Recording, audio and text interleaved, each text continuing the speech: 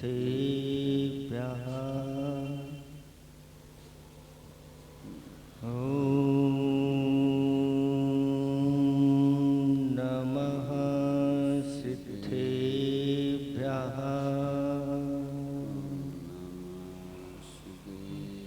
ॐ नमः सिद्धेभ्यः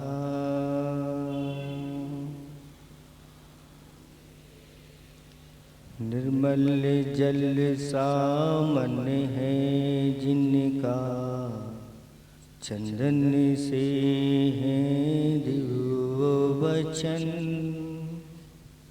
अक्षत सम अक्षत है श्रद्धा सुमनो सा सुंदर है तन नैवेद्य चरित्र जान है दीपक वसु विधि करते धूप दहन ध्यान सुफल है अर्घ्य समाधि मुनिवर तुमको नित नमन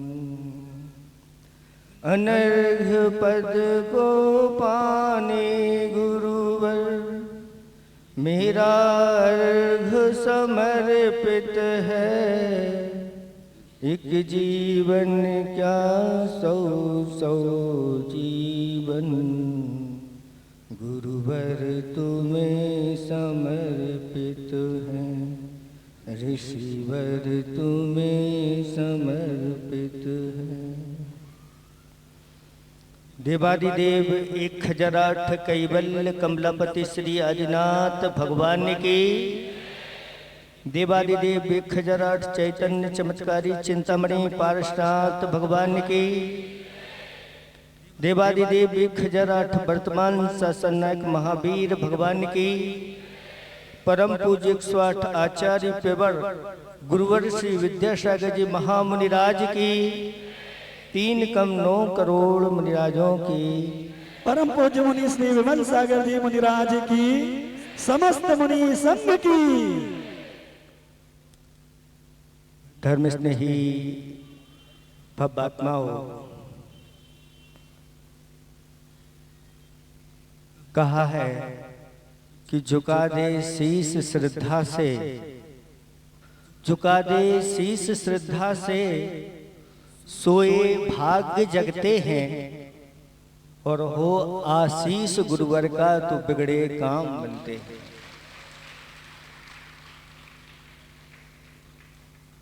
गुरुदेव की कृपा से क्या नहीं होता बंधुओं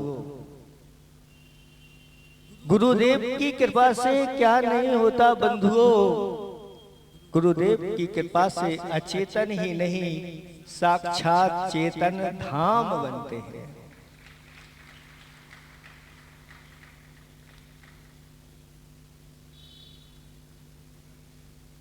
नेवावर के ग्रीष्म काल में जहां 46 टेम्परेचर था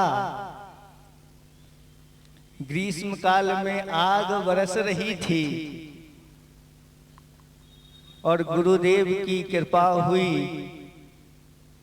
और ऐसे 23 दीक्षाएं जैनेश्वरी प्रदान करते।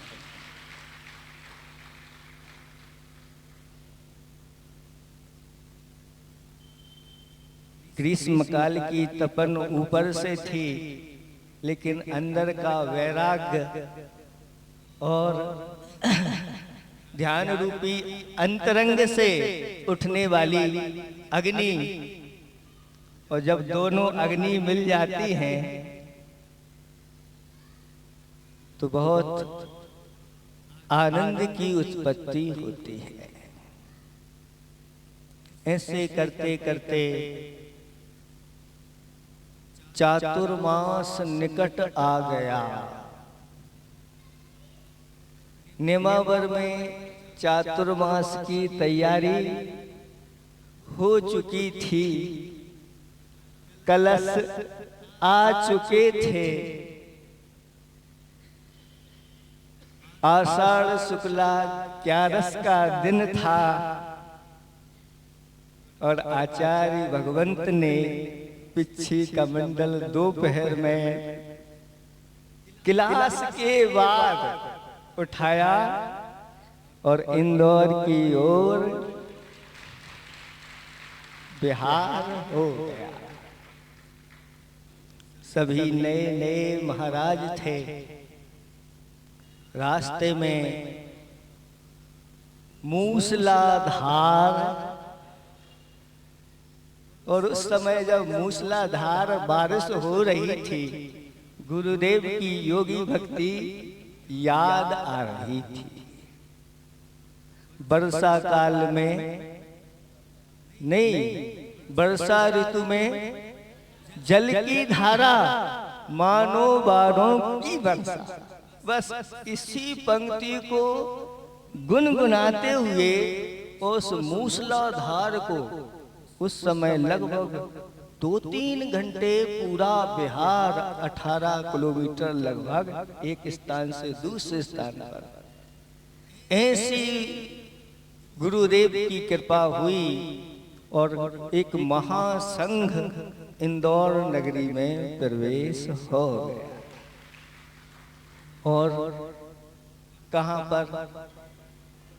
आपकी नगरी में नहीं, आपके बीचों बीच नहीं, आपके जो नगर के किनारे पर गिरी है, उस गिरी के ऊपर जाकर के गुरुदेव के साथ चातुर्मास करने का परम सौभाग्य हम लोगों को मिला।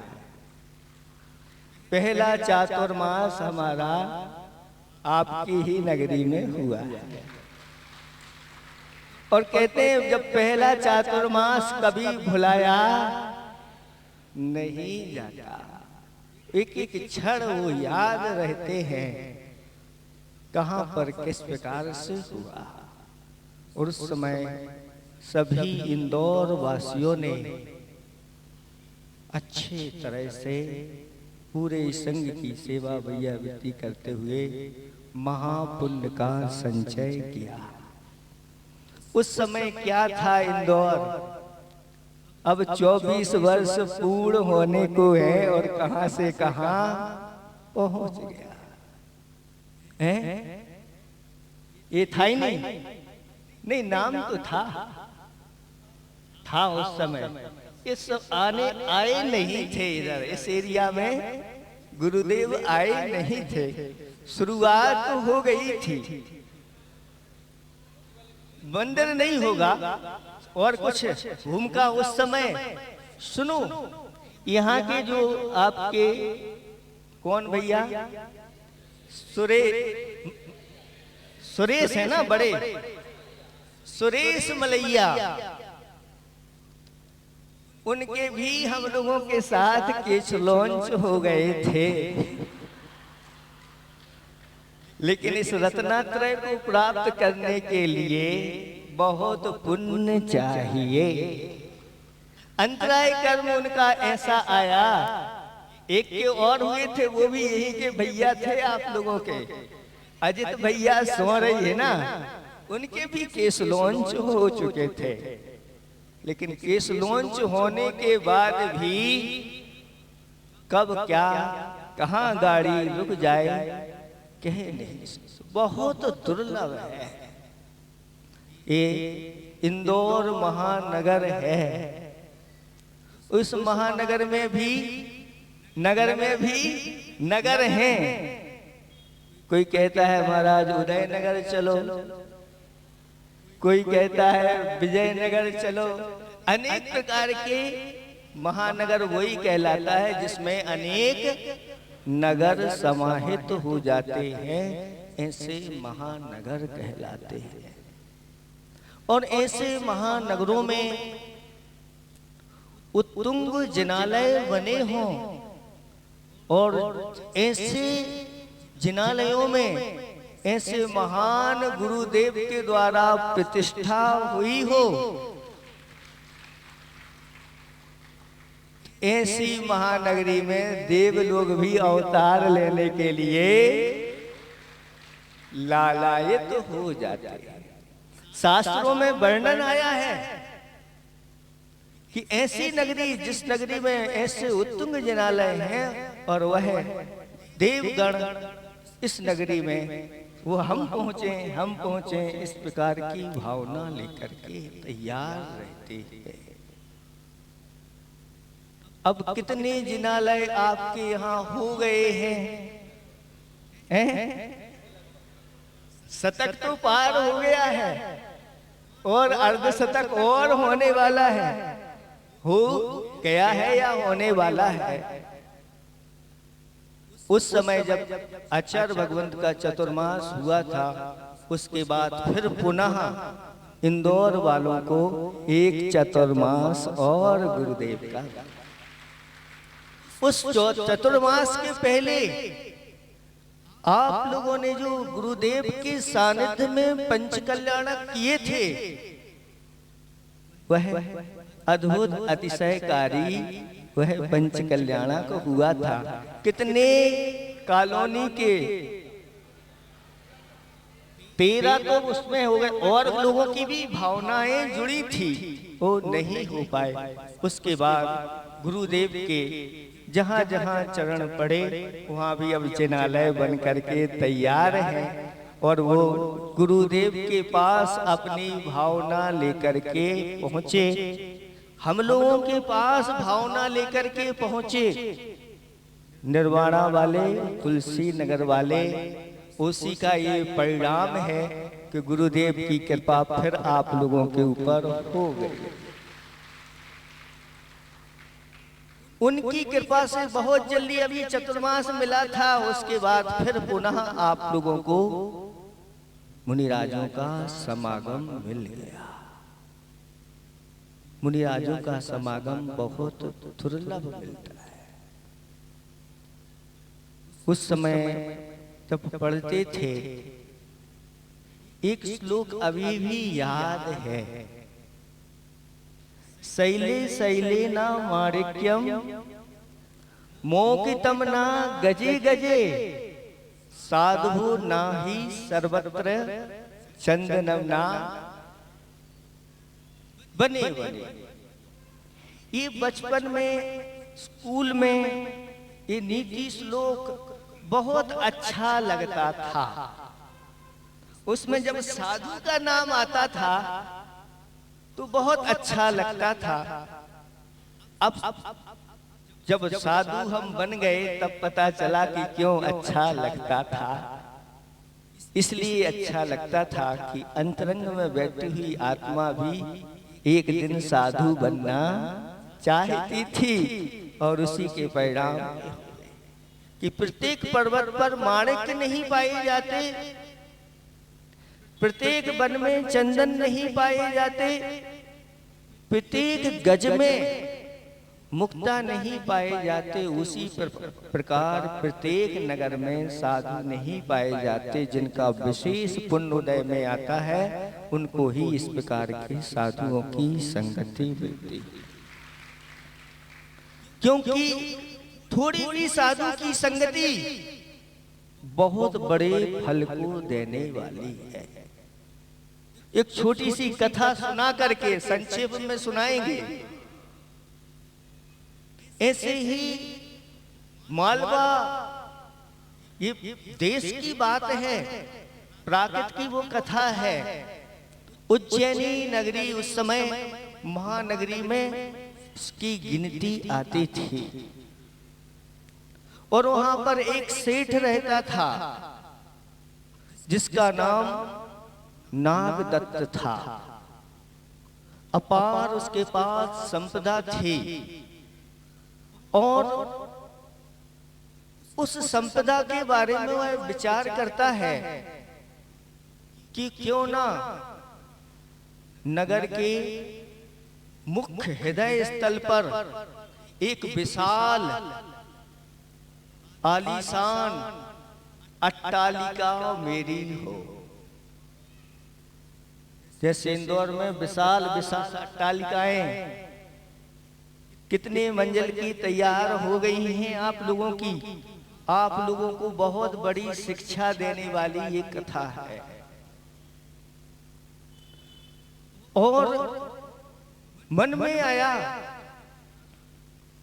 कि ठीक चौराहे के मध्य में मेरी वह आलीशान बंगला ऐसा बने कि लोग जहां से भी आए सबसे पहले दृष्टि उस पर पड़े। और उसने तैयार कर लिया 7 मंजिल की वह ऐसा अट्टालिका महल, और उस पर अनेक देश विदेशों से चित्रकारों को बुलाया और चित्रकारी इस पे की गई। एक दिन सुबह सुबह सूर्य की किरणें उस अट्टालिका के ऊपर पड़ रही थी, तभी सुबह सुबह एक मुनिराज का उस नगरी में आगमन हो गया। उस समय एक मुनिराज का आगमन हुआ था। ऐसे मुनिराज नहीं थे, महामुनिराज थे, अवधि ज्ञानी महाराज थे। चतुर्थ काल की बात है। उस समय एक मुनिराज आए थे। आप लोगों को तो 4 मिल रहे। ऊपर सेठ जी उन चित्रकारों को अनेक प्रकार के सुझाव दे रहे थे।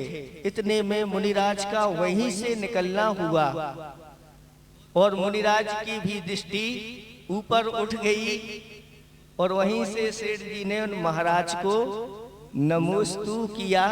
और महाराज ने जैसे ही उस सेठ पर दृष्टि डाली और मुस्कुराते हुए आगे बढ़ गए।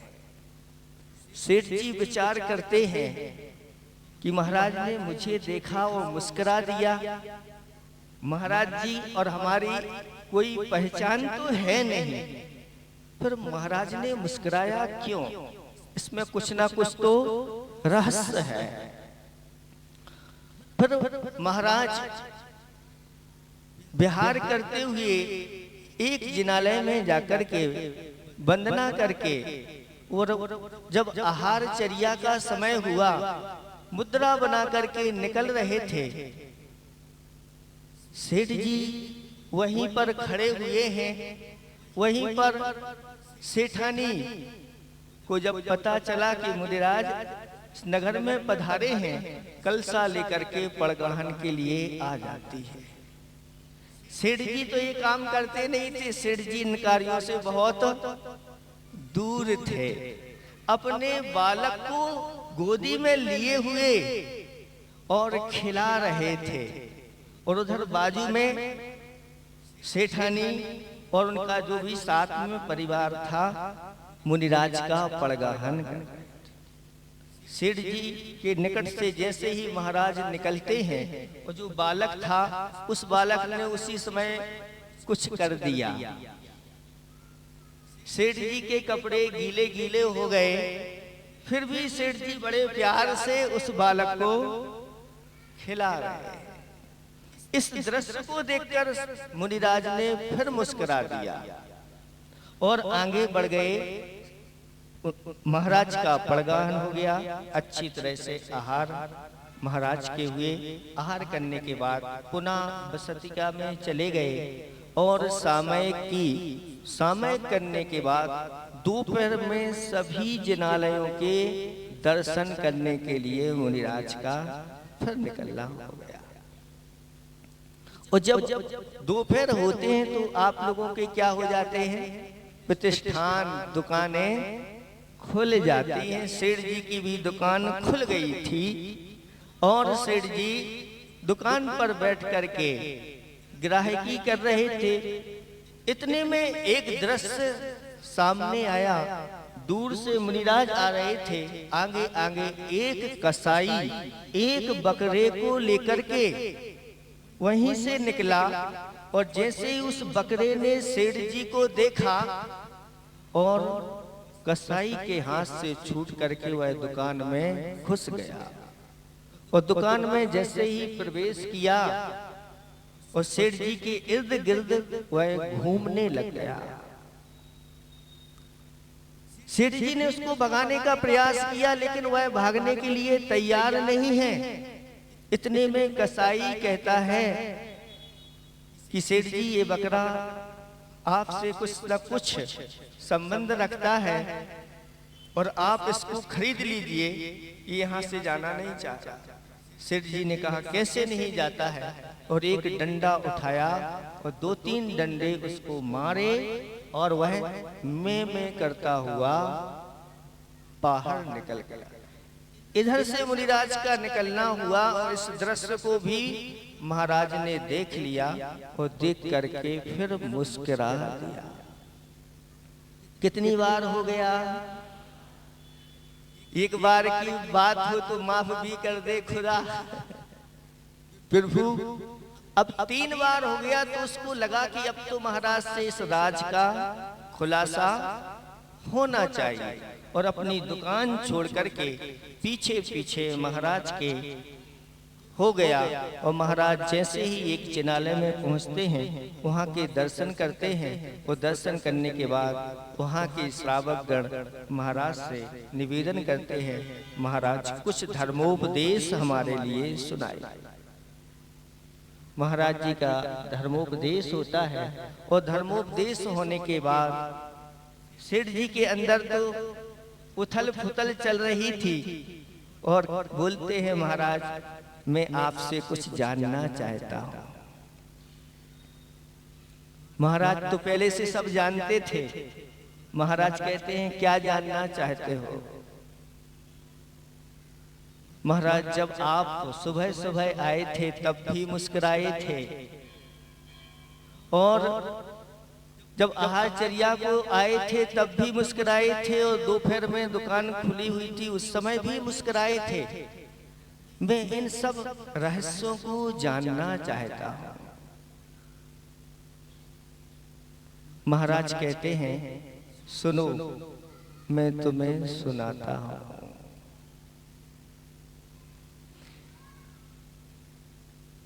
यह संसारी प्राणी हमेशा हमेशा परिग्रह संज्ञा में ऐसा आसक्त हो जाता है, वह भूल जाता है कि मैंने ये मनुष्य जीवन किस लिए पाया है। आचार्य भगवंत पूज्यपाद स्वामी महाराज हुए हैं। उन्होंने इष्टोपदेश नाम के ग्रंथ में एक श्लोक आता है, आयुर्वृद्धि क्षयोत्कर से हेतुम कालस्य निर्गमम वांछिता धनिनाम इष्टम जीवितात सुतराम धनम। काल के व्यतीत होने में 2 चीजें कारण हैं। आयु की तो क्या होती चली जाती है? वृद्धि। आयु का क्षय होता चला जाता, और धन की बोलो। उस समय जब आचार्य श्री यहाँ पर आए थे गोमटगिरी में, उस समय आपके पास कितना धन था, और उसके बाद आचार्य भगवंत जब दोबारा आए तो कितना धन था, और अब तिवारा जब आएंगे तो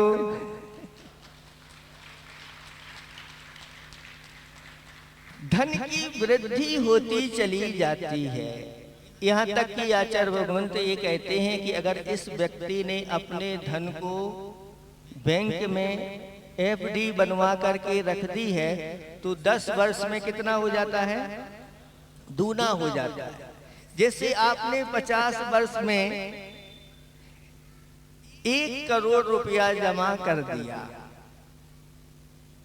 60 वर्ष में कितना हो जाएगा? 2। 70 वर्ष में 4, 80 वर्ष में 8, 90 वर्ष में और 100 में 32 हो जाएगा। तो आप यहाँ 100 वर्ष तक रहेंगे ना। नहीं रहेंगे। तो ऐसे धन की वृद्धि करने से क्या फायदा है? धन की तो वृद्धि होती चली जा रही है, आयु का अपकर्ष होता घटती चली जा रही है। ऐसे जीवन से भी ज्यादा जिन लोगों को धन से प्रेम रहता है उनके लिए ये श्लोक लिखा है कि वे अपने जीवन से भी ज्यादा धन को महत्व देते हैं। इसलिए आचार्य भगवत ने जब उसका पद्यानुवाद किया तो अंत में लिख दिया, धन्यवाद धनवानों को। धन्यवाद धनवानों को, क्योंकि उनको अपने जीवन से भी ज्यादा उस धन से प्रेम है। ऐसे ही उन सेठ जी को भी अपने जीवन से ज्यादा धन से प्रेम था। तब महाराज ने कहा कि आपकी जो ये बहुमंजिलीय जो बन गई है, ये आपके सामने ही सामने पूरी नहीं हो पाएगी और आप यहां से चल बसेंगे। क्या हो जाएंगे? चल बसेंगे। चल बसने का अर्थ जानते हैं आप लोग? आचार्य श्री ने खाई को लिखा है, बे चल बसे। बे चल बसे यानी यहां से वहां जाकर बसे। बस इतना ही सही अर्थ है इसका। बेचल बसे यानी यहां से वहां जाकर बसे। आज से 5वें दिन तुम्हारे सिर में वेदना उत्पन्न होगी और 7वें दिन तुम्हारी मृत्यु हो जाएगी। इतना कहते ही सेठ जी को बहुत कुछ समझ में, उपदेश समझ में नहीं आया, लेकिन जब महाराज ने इस प्रकार से कहा तो समझ में आने लगा। हाथ जोड़ करके महाराज से कहा कि महाराज, जब आप आहारचर्या के लिए आए थे उस समय क्यों मुस्कुराए थे? तो महाराज कहते हैं कि जिस बालक को तुम खिला रहे थे बड़े प्रेम से, जानना चाहते हो ये बालक कौन है? वही तुम्हारा पड़ोसी है जिसको तुम कभी देखना भी, कहते हैं जहां जिसके साथ हमारी विशेष दुश्मनी रहती है, कहते हैं उनको तो वो फूटी आंख भी यही है। और ये पड़ोसी निदान करके तुम्हारे यहाँ आया है और ये बड़ा होकर के तुम्हारी सारी संपदा को विष्णु में समाप्त कर देगा। ये स्थिति होगी। संसारी प्राणी रिश्ते नाते मोह में ऐसा फंस जाता है, सब कुछ भूल जाता है कि क्या करने योग्य है, क्या करने योग्य नहीं है। जब वह पुत्र के रूप में आ गया तो इतना मोह हो गया उसके साथ, और जब वही पड़ोसी था, देख संसार की यही दशा है। महाराज ये और बता दो। तो महाराज ने कहा कि जो बकरा है ना, जानते हो कौन है? तुम्हारे पिताजी थे। ये घटना सत्य है, आगम की कथा है, कोई बनावटी नहीं है। तुम्हारे पिताजी ने जीवन पर्यंत क्या किया? बस इसी ही दुकानदारी में, विषय भोगों में अपना पूरा का पूरा समय मायाचारी के परिणाम स्वरूप बकरा पर्याय को प्राप्त हुए। किसी ने कुछ पंक्तियां लिखी हैं, आप जो लेखा करें आप ही जोखा करें, आप जो लेखा करें आप ही जोखा करें, टंच कसती है कसौटी जो करें चोखा करें। आप जो लेखा करें आप ही जोखा करें, टंच कसती है कसौटी जो करें चोखा करें। एक पल में किस तरह से फूटते हैं फूकने। फूकने जानते हैं, गुब्बारे। एक पल में किस तरह से फूटते हैं फूकने। जिंदगी को जानना हो बुलबुले देखा करें। टंच कसती है कसौटी, जो करें चोखा करें। आप अपने ही कदम से पा सकेंगे मंजिलें। रास्तों के अनुभवों से फलसफा सीखा करें। टंच कसती है कसौटी, जो करें चोखा करें। श्वास हर एक अनमोल है, दिल साज की आवाज है। श्वास हर एक अनमोल है, दिल साज की आवाज है। प्रभु भजन को मिली है, प्रभु भजन को मिली है। व्यर्थ मत चीखा करें, व्यर्थ मत बोला करें। टंच कसती है कसौटी, जो करे चोखा करें। एक दिन की बात हो तो माफ भी कर दे खुदा। एक दिन की बात हो तो माफ भी कर दे प्रभु, माफ भी कर दे गुरु। ये कहां की बदसलूकी, रात दिन धोखा करें। टंच कसती है कसौटी, जो करें चोखा करें। आप जो लेखा करें, आप ही जोखा करें। क्योंकि जो आपको लिखना है, आप अपने मन वचन की प्रवृत्तियों से आप अपने जीवन की कहानी स्वयं लिखने वाले हैं। और ये कहानी हम सब की है। हमारा अतीत ऐसा ही निकला है। लेकिन अब इन कथाओं को सुन करके, पढ़ करके हमें अपने जीवन को बहुत उज्जवल बनाना है। तुम्हारे पिताजी ने ये परिणाम किए और वह इस पर्याय को प्राप्त हो गए हैं, और अब तुम भी उसी में लगे हुए। जब अवधि ज्ञानी महाराज थे और उन्होंने सब ये 3 घटनाओं को, चित्रण को सामने रख दिया, इतना कहते ही वह सेठ महाराज जी से कहता है, नमोस्तु महाराज, हम अभी आते हैं। और दौड़ते दौड़ते वह उस कसाई के पास पहुंच गया और कसाई से कहा कि भैया वो बकरा कहाँ है, जल्दी से मुझे वह बकरा दो, जो कीमत चाहिए हो ले लो। कसाई कहता है, महाराज सेठ जी, उस समय हम थोड़े से रुपए मांग रहे थे, आप देने के लिए तैयार नहीं थे, और अब कहते हैं जो चाहिए वो ले लो। तुमने देर कर दी, अभी अभी उसको मैंने समाप्त कर दिया। इतना कहा नहीं, वह मूर्छित हो गया। और थोड़ी देर बाद जब उसकी मूर्छा दूर हुई और गुरुदेव के चरणों में आकर के निवेदन करता है, हे गुरुदेव, आपने मेरी आंखें खोल दी हैं। मेरा 7 दिन का जीवन है, ये 7 दिन मेरे लिए बहुत हैं।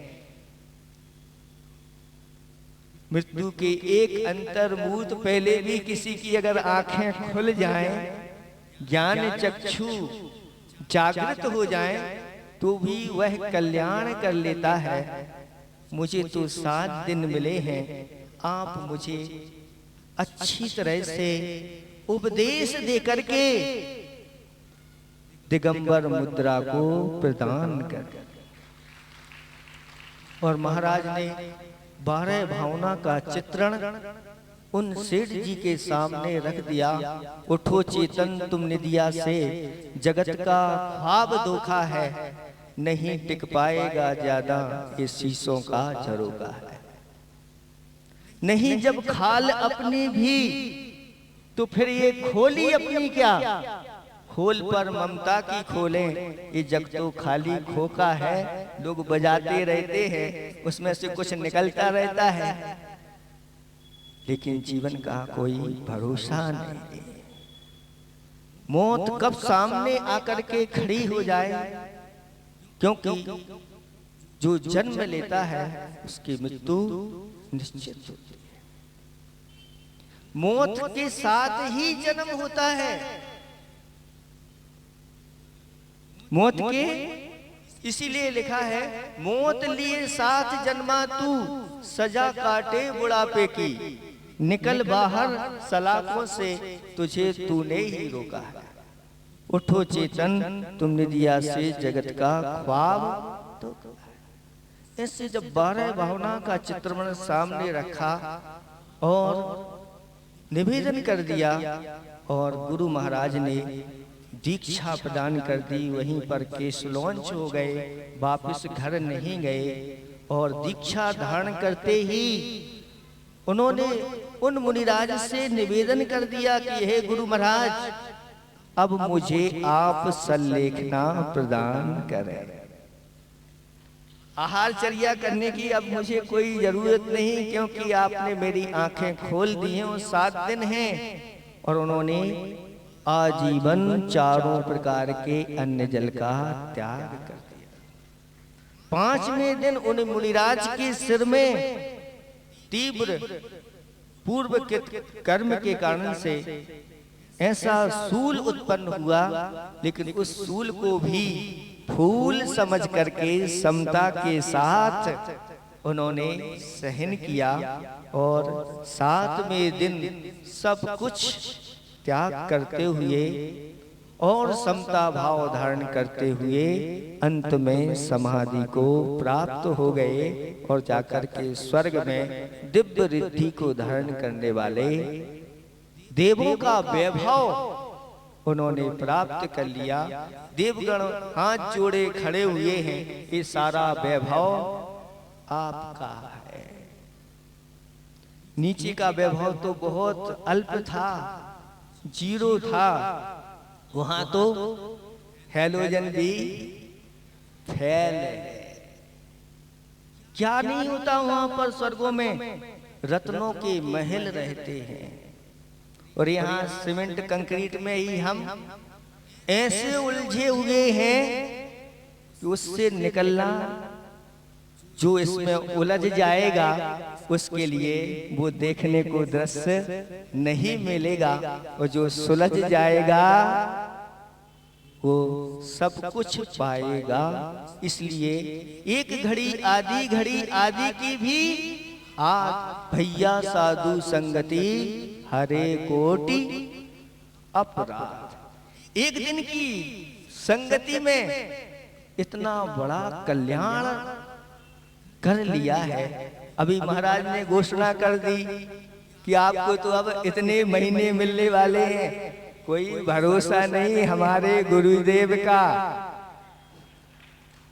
और गुरुदेव की तो आज्ञा जब हो जाती है तो सबको, हम क्या देवता भी उनकी आज्ञा को स्वीकार करने के लिए लालायत रहते।